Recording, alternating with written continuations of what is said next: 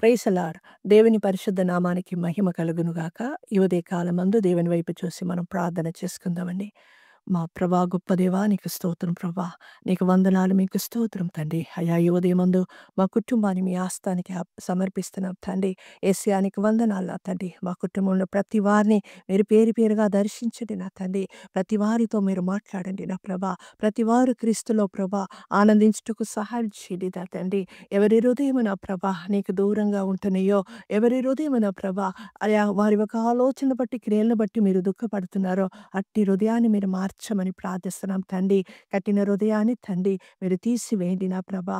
మాంసపు గుండెను దయచేయండి నా ప్రభా.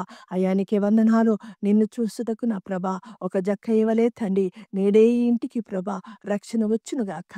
మా ప్రతి కుటుంబంలో నీ రక్షణ కార్యములు జరుగునుగాక.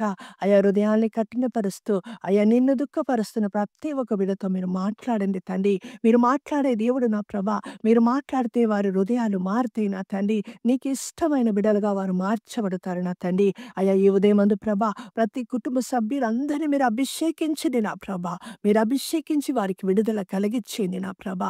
మీరు విడిపించే దేవుడు తండ్రి. వారిని ఎంతగానో మీరు ప్రేమిస్తున్నారు గనక మీ సంపూర్ణమైన రక్తమును సిలువలో కార్చి ఉన్నారు తండ్రి. ప్రతి కుటుంబాన్ని దర్శించి రక్షించి నా తండ్రి. ప్రతి బిడ్డని నీకు ఇష్టమైన పాత్రగా మలచమని అడుగుతున్నాము. నీ కృపతో నింపండి, నీ మహిమతో నింపండి నా ప్రభా. ప్రతి బిడ్డ తండ్రి సంపూర్ణంగా వారి హృదయం నీకు సమర్పించి నీ సాక్షి వెలుగు బిడ్డలుగా ఈ లోకములో జీవించే అట్టి కృపను ఈ ఉదయమందు ప్రతి కుటుంబానికి మీరు దయచేయమని యేసుక్రీస్తు వారి పరిశుద్ధ నామములో అడిగి వేడుకుంటున్నాం పరమ తండ్రి.